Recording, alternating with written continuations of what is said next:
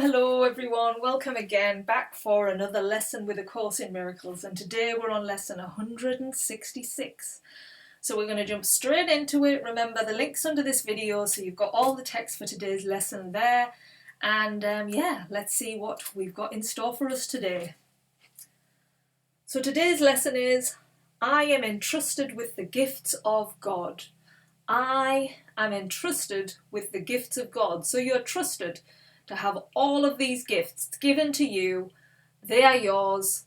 They're there, ready for you to take up the gauntlet, so to speak. So here we go. All things are given you. God's trust in you is limitless. He knows his Son. He gives without exception, holding nothing back that can contribute to your happiness. And yet, unless your will is one with his gifts are not received. But what would make you think there is another will than his? Here is the paradox that underlies the making of the world. This world is not the will of God, and so it is not real. Yet those who think it real must still believe there is another will, and one that leads to opposite effects from those he wills. Impossible indeed, but every mind that looks upon the world and judges it as certain, solid, trustworthy and true, believes in two creators, or in one, himself alone, but never in one God. And that is true. As long as we give this world our reality, we believe this world to be real, we are saying that we are God, kind of, and that we are in one sense, but we're not in the way of the ego, that identity. I know where I'm going, I know what I'm doing, I stand alone, I am the powerful, all one. And as long as you live like that, you're constantly going to be battling this world, because you're constantly going to need a bigger house, a bigger car, more money, keep getting the money in, keep grabbing it, grasping on at things, on that hamster wheel of life, because I'm going to die soon, so it'll soon be over, I've got to make as much as I can, I've got to do as much as I can, so keep going, keep going. It's a very exhausting way to live. And so just drop all that, because we are an eternal being. The only thing that's going to die is the identity. That's it. That's all you're going to lose. You're not going to lose your eternal soul. It's there forever. Stable, never leaving you, constant. That's the thing today to realize. These are the gifts we are given. So the gifts of God are not acceptable to anyone who holds such strange beliefs. He must believe that to accept God's gifts, however evident they may become, however urgently he may be called to claim them as his own, is to be pressed to treachery against himself. He must deny their presence, contradict the truth, and suffer to preserve the world he made. Here is the only home he thinks he knows. Here is the only safety he believes that he can find. Without the world he made, he is an outcast, homeless and afraid. He does not realize that it is here he is afraid indeed, and homeless too, an outcast wandering so far from home, so long away, he does not realize he has forgotten where he came from, where he goes, and even who he really is. So in our unknowingness, in the living of this forgotten mind, like we've forgotten who we really are, we are living in then a world that we think is scary, fearful, suffering, and we keep striving, like I said, to find that happy place when it's always there. It's within us. So yet in his loneliness, senseless wanderings, God's gifts go with him, all unknown to him. He cannot lose them, but he will not look at what is given him. He wanders on, aware of the futility he sees about him everywhere, perceiving how his little lot but dwindles as he goes ahead to nowhere. Still he wanders on in misery and poverty alone, though God is with him, and a treasure his so great that everything the world contains is valueless before its magnitude. And it is just like having a little magic wand inside that holds all the answers to your happiness. And it is yours, because It's just there. You don't need to go striving for anything. Happiness, joy, peace, love, it's all within you. And yet you think it's not. You think it's got to come from something outside of you in order for you to feel those feelings. To feel happy, I need to have... But you don't. Happiness is always there. We have just made a separation in the mind to think that there has to be something. It has to be. Then I'll feel happy. And so it's like we've put our happiness outside of ourselves when really it's here.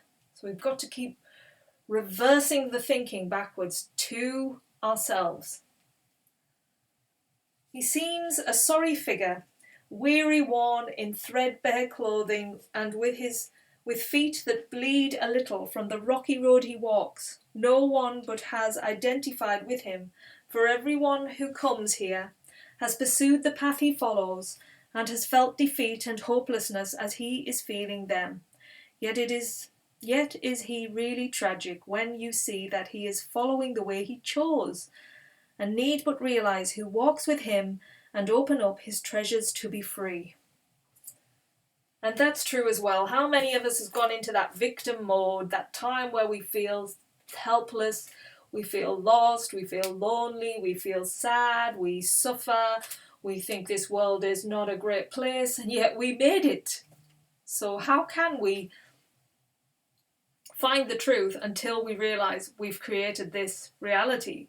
We've created the suffering, so we've got to get back to the truth. Again, it's reversal back to self, reversal back to self. This is your chosen self, the one you made as a replacement for reality. This is the self you savagely defend against all reason, every evidence and all the witnesses with proof to show this is not you. You heed them not. You go on your appointed way with eyes cast down, lest you might catch a glimpse of truth and be released from self-deception and set free. I guess I'm thinking it is to realise, isn't it, who you really are, is to be released. Once you know the truth, there's no unseeing it, you know. Once you know it, feel it, become it, that's it. You're it. And that is the truth. You are the one.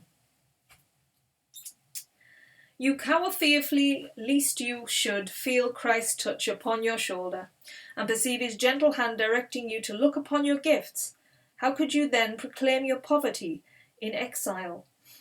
He would make you laugh at this perception of yourself. Where is self-pity then? And what becomes of all the tragedy you sought to make for him whom God intended only joy?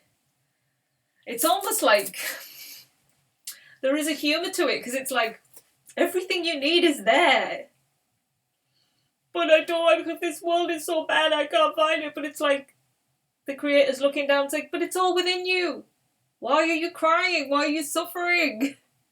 The truth is within you. Just realise that. Your ancient fear has come upon you now, and justice has caught up with you at last. Christ's hand has touched your shoulder, and you feel that you are not alone.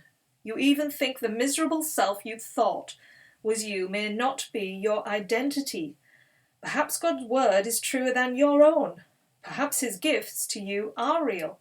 Perhaps he has not wholly been outwitted by your plan to keep his son in deep oblivion and go the way you chose without yourself.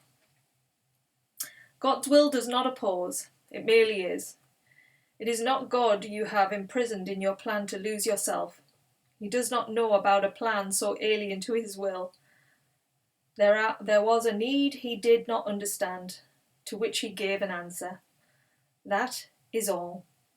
And you, who have this answer given you, have need no more of anything but this. Now do we live, for now we cannot die. The wish for death is answered, and the sight that looked upon it now has been replaced by vision which perceives that you are not what you pretend to be. One walks with you who gently answers all your fears with this one merciful reply. It is not so. Isn't that wonderful? It is not so. All the suffering that you're feeling inside, the answer, your Creator is saying, it is not so. It is not so. He points to all the gifts you have each time the thought of poverty oppresses you, and speaks of his companionship when you perceive yourself as lonely and afraid. And see, you're never alone. You're never alone. And we think we are in this world because we don't see a physical body like there. I need that physical evidence. No, you don't. You're never alone. Something inside of you is always speaking to you, always guiding you towards your truth. And that is something beautiful. You connect with that and you are whole, you are one, and then you bring that out to the world. Show the world, I found it. It's in you too. So yet he reminds you still of one thing more you had forgotten, for his touch on you has made you like himself. The gifts you have are not for you alone. What he has come to offer you, you now must learn to give. This is the lesson that his giver holds, for he has saved you from the solitude you sought to make in which to hide from God. He has reminded you of all the gifts that God has given you. He speaks as well of what becomes your will when you accept these gifts and recognize they are your own. The gifts are yours, entrusted to your care to give to all who chose the lonely road you have escaped. They do not understand, they but pursue their wishes. It is you who teach them now, for you have learned of Christ there is another way for them to walk. Teach them by showing them the happiness that comes to those who feel the touch of Christ and recognize God's gifts. Let sorrow not tempt you to be unfaithful to your trust. Your sighs will now betray the hopes of those who look to you for their release. Your tears are theirs. If you are sick, you but withhold their healing. What you fear, but teaches them their fears are justified. Your hand becomes the giver of Christ's touch. Your change of mind becomes the proof that who accepts God's gifts can never suffer anything. You are entrusted with the world's release from pain. Betray it not. Become the living proof of what Christ's touch can offer everyone. God has entrusted all his gifts to you. Be witness in your happiness to how transformed the mind becomes which chooses to accept his gifts and feel the touch of Christ. Such is your mission now, for God entrusts the giving of his gifts to all who have received them. He has shared his joy with you, and now you go to share it with the world. So it's a 3-part lesson today, as always. The first part, knowing the truth of who you are. You are that eternal light. Secondly, knowing you're not alone. You have a Creator with you who is guiding you through your life. And thirdly, once you know those 2 things, extend it to all you come in contact with. Show them the way so that they can open up to the truth in them. It's like we're blossoming all these beautiful flowers, like flowers that are constantly like a bud in each person. Once yours is open, you're flowering to the world and they can see that. And that flower then starts opening the flower in them. Can you imagine that? Just blossomed all around the entire world and this beautiful like sunbeam just expanding outwards. So that's our aim today. So again, 30 minutes in the morning and 30 minutes in the evening. If you can just meditate with this lesson to get you started on your day, and then so you can go to sleep feeling that joy within your day, and then on the hour, every hour, remind yourself that you're entrusted with these gifts. They're always there for you. As the lesson says, I am entrusted with the gifts of God. So enjoy today's lesson, and I will see you again tomorrow. Take care. Bye.